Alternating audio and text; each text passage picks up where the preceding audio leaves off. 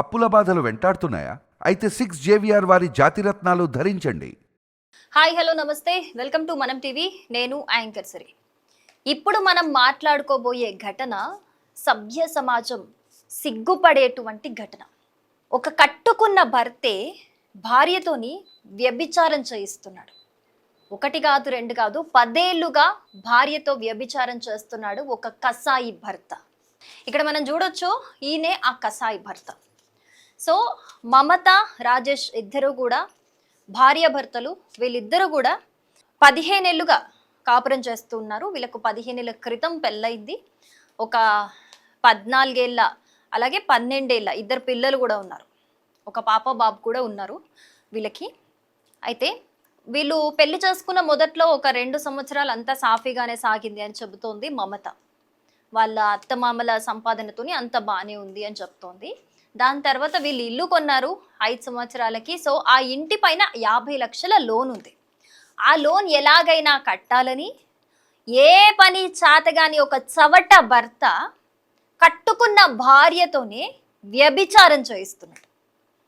ఈ తంతు 10 ఏళ్ళుగా సాగుతూనే ఉంది.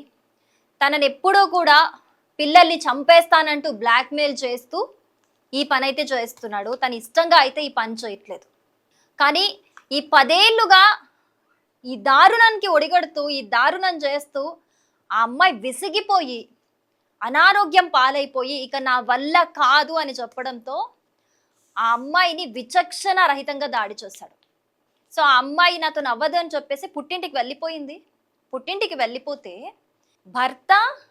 భర్త సైడ్ బంధువులు అందరూ కూడా ఆ అమ్మాయి మీద, ఆ అమ్మాయి కుటుంబ సభ్యుల మీద దాడి చేస్తున్నారట. నువ్వు ఖచ్చితంగా ఇక్కడికి రావాల్సిందే, వచ్చి ఆ 50 లక్షల అప్పు తీరే వరకు నువ్వు ఈ పని చెయ్యాల్సిందే అని చెప్తూ ఉన్నాడట ఆ భర్త. నువ్వు ఖచ్చితంగా చేయాల్సిందే, నీకు ఇంకొక ఆప్షన్ లేదు అన్నట్టు. సో ఈ అమ్మాయి విసిగిపోయి హ్యూమన్ ట్రాఫికింగ్ నెంబర్ 112కి కాల్ చేస్తుంది. ముందు రెస్పాండ్ అవ్వలేదు. ఆ తర్వాత పోలీసులు ఈ అమ్మాయిని కాంటాక్ట్ అయ్యి అసలు ఏం జరిగింది అని చెప్పేసి ఈ అమ్మాయిని అయితే కాంటాక్ట్ అయ్యారు. బట్ అంతకుముందు కూడా ఈ అమ్మాయి 112కి కాల్ చేసిన రెస్పాండ్ అవ్వకపోవడంతో నాకు ప్రాణహాని ఉందంటూ మీడియానైతే ఆశ్రయించింది. సో ఇక్కడ చూడండి ఎంత దారుణం అసలు. ఒక కట్టుకున్న భర్త అంటే భార్యకి ఏదైనా ఇబ్బంది వచ్చినా, ఏదైనా కష్టం వచ్చినా, లేకపోతే ఎవరైనా వెంటపడినా, వేధించినా భర్తే అందుకు బాధ్యతగా ఉంటాడు. భర్తే ఒక రక్షకుడిగా ఉంటాడు. భార్యను ఎవరితోనైనా చూస్తే చాలా మంది తట్టుకోలేరు. అలా సైకోల్గా బిహేవ్ చేసి కూడా భార్యలను ఏదో ఒకటి చేయడం, చంపేయడం, లేకపోతే కొట్టడం లాంటివి చూస్తూ ఉంటాం. అంటే వేరే వాళ్ళతో ఎవరితోనన్నా కనెక్షన్ పెట్టుకుంటే. కానీ ఇక్కడ ఎంత దారుణం అంటే కట్టుకున్న భార్యని వేరే వాళ్ళతోని అసలు చెప్పుకోవడానికి కూడా చాలా చండాలంగా ఉంది. ఇంకొకటి ఏంటంటే, ఎప్పుడైతే వేరే వాళ్ళతో ఈ అమ్మాయి ఉంటుందో ఆ విటులను కూడా, అంటే ఎవరైతే ఉంటారు కదా వాళ్ళని కూడా వీళ్ళని సీక్రెట్గా వీడియోస్ తీస్తూ వాళ్ళని కూడా వాళ్ళకి ఆ వీడియో సెండ్ చేస్తూ వాళ్ళని బ్లాక్మెయిల్ చేస్తూ కూడా మనీ రాబట్టేవాడట. ఈవెన్ ఇప్పటికీ పోలీస్ కంప్లైంట్ ఇచ్చినా కూడా ఈ మహానుభావుడు ఇంకా రెస్పాండ్ అవ్వలేదు. అంటే చూడండి ఇంతకి తెగించి వదిలేశాడు. ఇంకా సరే వీడు ఒక్కడే ఇలా ఉన్నాడా అని అంటే కాదు, ఫ్యామిలీ మొత్తం ఇంతే ఉంది. ఫ్యామిలీ కూడా నువ్వు ఖచ్చితంగా రావాల్సిందే, ఈ పని చేయాల్సిందే, 50 లక్షల అప్పు తీరే వరకు నీకు తప్పదు అని ఫ్యామిలీ మొత్తం మాట్లాడుతున్నారట.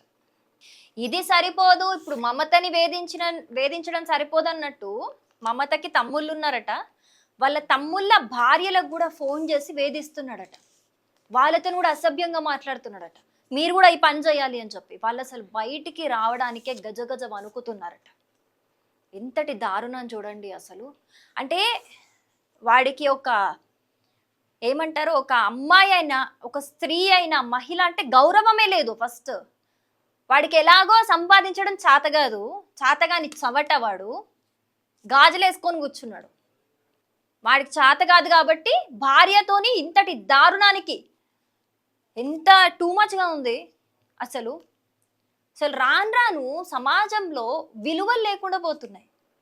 అసలు ఆ అమ్మాయి పరిస్థితి ఆలోచించండి. ఆ అమ్మాయి నాకు ప్రాణహాని ఉంది, నన్ను ఇంకేం చేస్తారో ఖచ్చితంగా రావాల్సిందే అన్నారు, నన్ను ఏమన్నా చెయ్యొచ్చు ఏ క్షణాన్ని అని చెప్పి భయపడుతోంది ఆ అమ్మాయి మీడియాతో మాట్లాడుతున్నప్పుడు. ఏమనాలి చెప్పండి ఇంకా అసలు వాడిని. అండ్ సరే ఆ అమ్మాయి పోలీసులను ఆశ్రయించినా కూడా భయం లేదు, ఇంకా అసలు పోలీసులకు రెస్పాండ్ కూడా అవ్వలేదు. అంటే చూడండి ఎంతకి తెగించి వదిలేసి ఉన్నాడు. ఆ మహా అయితే ఏమవుతుంది, వెళ్ళి పోలీస్ స్టేషన్కి వెళ్ళి జైల్లో పెడతారు అంతే.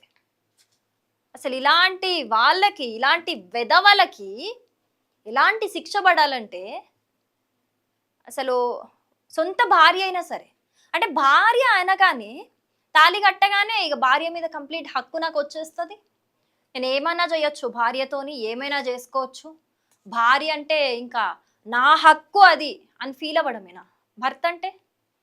మళ్ళీ ఇంతమందితోని ఉంచడంతో పాటు వీడు కూడా మళ్ళీ అనుభవించేవాడట మధ్య మధ్యలో. అసలు ఆ అమ్మాయి ఏంటది, అసలు బాడీయా ఏంటది, ఆ అమ్మాయి ఆరోగ్య పరిస్థితి ఏంటి ఒక్కసారి ఆలోచిస్తే భయం వేస్తుంది కదా. అసలు వినడానికి ఒక రకంగా ఉంది, అలాంటిది ఆ అమ్మాయి 10 ఏళ్ళు అనుభవించింది. ఈ 10 ఏళ్ళు కూడా ఎప్పుడు తప్పించుకుందామని చూసినా కూడా ఆ అమ్మాయిని కొట్టడమట, తిట్టడమట, పిల్లల్ని వేధించడమట, పిల్లల్ని చంపేస్తానని చెప్పి ఆ అమ్మాయి ముందే బెదిరించడమట. ఇంకా ఏ కన్న తల్లైనా పిల్లల జోలికి వస్తుంటే, పిల్లల మీద దాడి చేస్తుంటే, పిల్లలను వేధిస్తుంటే ఏ కన్న తల్లైనా ఇంకా మూసుకొని ఉండకుండా ఏం చేస్తుంది చెప్పండి? ఏం చేస్తుంది? ఇంక ఇప్పుడు నా వల్ల కాదు, నేను భరించలేను, నాకు ఆరోగ్యం కంప్లీట్గా పాడైపోయింది, నాతో నవ్వదు అని చెప్పేసి ఆ అమ్మాయి వాళ్ళ పుట్టింటికి వెళ్ళిపోయింది పిల్లల్ని తీసుకొని, తెగించి వెళ్ళిపోయింది. ఇంకేం చేస్తుంది?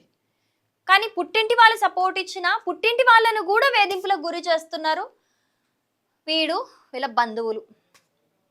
సరే వీడికంటే బుద్ధి లేదు, బంధువులు అంటే పెద్దవాళ్ళు ఉంటారు కదా, దాంట్లో వాళ్ళు చెప్పాలి కదా ఇది తప్పు అని, అట్లీస్ట్ వీళ్ళ తల్లిదండ్రులు చెప్పాలి కదా తప్పు అని.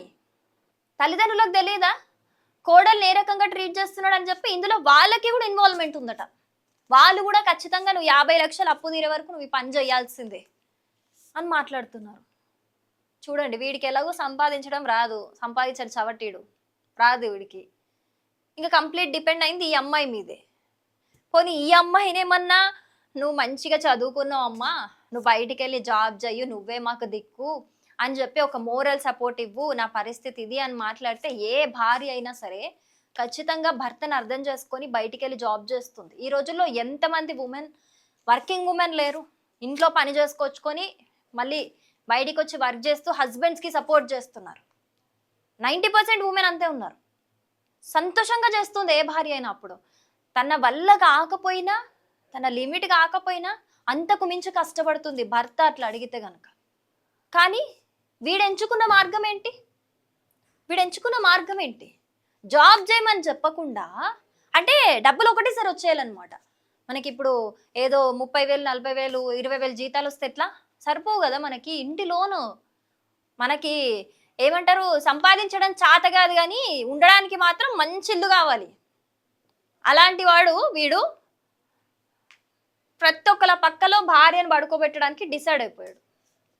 10 ఏళ్ళ నుంచి భరించిందట ఈ అమ్మాయి. 15 ఏళ్ళు అయింది పెళ్ళైన 5 సంవత్సరాలకి వేధింపులు స్టార్ట్. ఇంక ఇప్పుడు ఈ అమ్మాయి ఏం చెప్తుందంటే, నాకు ఖచ్చితంగా ప్రాణహాని ఉంది, పోలీసులే నన్ను రక్షించాలి, నా ఫ్యామిలీ వాళ్ళని కూడా వేధిస్తున్నాడు, నాతో ఇంక అవ్వదు ఇది, నా ఆరోగ్యం అంతా పాడైపోయింది అని చెప్తూ ఏడుస్తుంది ఆ అమ్మాయి మమత. అసలు చూడండి ఏం చేయాలంటారు?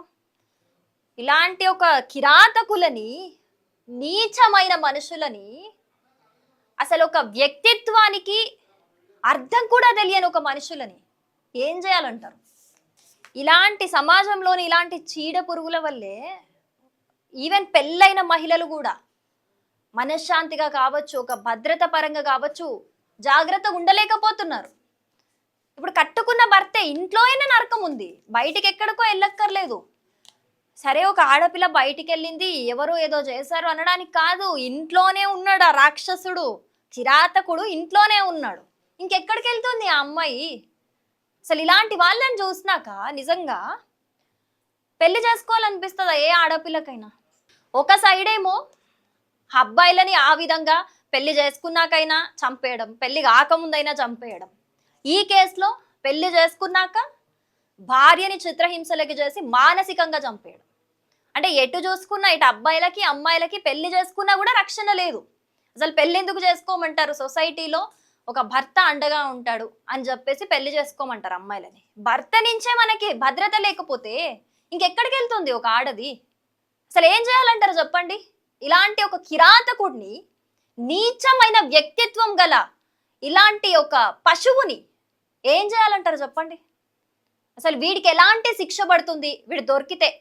వీడు ఇప్పుడు ఇంకా హ్యాండ్ ఓవర్ అవ్వలేదు పోలీసులకి, ఇంకా అరెస్ట్ చేయలేదు, దాని మీద ఇన్వెస్టిగేషన్ జరుగుతూ ఉంది, పట్టుకునే పనిలో ఉన్నారు పోలీసులు. ఒక్కసారి వీడు దొరికాక వీడికి ఎలాంటి శిక్ష పడుతుంది, ఎలాంటి శిక్ష పడితే మళ్ళీ ఇలాంటివి రిపీట్ కాకుండా ఉంటాయి అనేది తప్పకుండా కమెంట్ చేయండి. మా ఇంటైనా నాకు పెళ్లి 15 ఏళ్ళు అవుతుంది మేడం. 15 ఏళ్ళలో 12 ఏళ్ళుగా మేడం నన్ను మానసికంగా హింసించి, నాకు డబ్బులు లేదని, నాకు తల్లిదండ్రులు లేదనేసి, నా తమ్ముడు చిన్న పిల్లాడు మేడం అప్పుడు. ఇప్పుడు 12 ఏళ్ళుగా నన్ను వ్యభిచారం చేయమనేసి, వ్యభిచారం చేయించి రోజుకు నాకు వచ్చే ఆదాయంతో వాడు దర్జాగా బతుకుతా ఉన్నాడు మేడం. అన్ని చేసుకుంటా కార్లు తీసినాడు, బండ్లు తీసినాడు, ఇండ్లు తీసినాడు. ఏం తీసినా నా పేరు మీద ఏమీ లేదు మేడం. నేను ఏ పొద్దున పోను చెప్తే నన్ను కొట్టేది, తిట్టేది. నన్ను వీడియోలు తీసి, నేను రూమ్ లో ఉండేదంతా వీడియోలు తీసి దాన్ని పోలీసులకు ఇస్తాను, లేకుంటే మా తమ్ముడికి పంపిస్తాను, గుడ్డలు లేకుండా బట్టలు లేకుండా ఉండేది అంతా చూపిస్తాను అనేసి నన్ను మానసికంగా హింసిస్తాడు మేడం. నన్ను 5 గంటల సేపు 2 గంటల సేపు రూమ్ లో వేసుకొని కొడతాడు మేడం. లేకుంటే నన్ను గుండు కొడతానని చెప్తాడు మేడం. ఇట్లంతా మాట్లాడేసి ఇప్పుడు నా వల్ల ప్రాణానికి భయంగా ఉండాలి మేడం. నా వల్ల కాలేదు, దెబ్బలు తినేదానికి కాలేదు. అందువల్ల ఇప్పుడు నేను వచ్చి కంప్లైంట్ ఇచ్చి మా తమ్ముడు వాళ్ళ ఇంట్లో ఉంటే మా తమ్ముడిని కొట్టేదానికి వస్తాడు. మా తమ్ముడిని ఎట్లైనా అట్లా అడుగుతారు, మా బంధువులను ఎట్లైనా అట్లా అడుగుతారు, మా పెద్దనాన్ని ఎట్లైనా అట్లా అడుగుతాడు. నన్ను చంపేస్తాను అంటున్నాడు. ఉంటే నాతో ఉండాలా, లేకుంటే నన్ను చంపేస్తాను, భూమి మీద నేను పెట్టను అట్లనేసి ఎట్లంటే అట్లా మాట్లాడతాడు మేడం. పిల్లగాల్ని కొట్టి మీ అమ్మ పైన ఇట్లా చెప్పండి, అట్లా చెప్పండి అనేసి, మీ అమ్మ ఇట్లా వ్యభిచారి, దాని పాటుగా దాని ఇష్టంగా చేస్తూ ఉండదు అనేసి నేను చెప్తా ఉన్నాడు మేడం. నా ఫోన్ పే, ఆయన ఫోన్ పే, మా భర్త ఫోన్ పేని చెక్ చేయండి మేడం. రోజు 5,000 నా అకౌంట్ నుంచి ఆయన అకౌంట్కి ట్రాన్స్ఫర్ అవుతుంది. అందరితో మాట్లాడమంటాడు, మళ్ళీ డీప్గా ఉంటానంటాడు, నన్ను కొడతాడు, తిడతాడు. ఇవే మేడం జరుగుతూ ఉండేది. ఎవరికి నేను చెప్పుకోలేడు ఇన్ని రోజులకి. ఇప్పుడు నా బాధ నేను చెప్పుకుంటా ఉన్నాను. దీనిపైన నాకు న్యాయం చేసేలా చూడండి మేడం.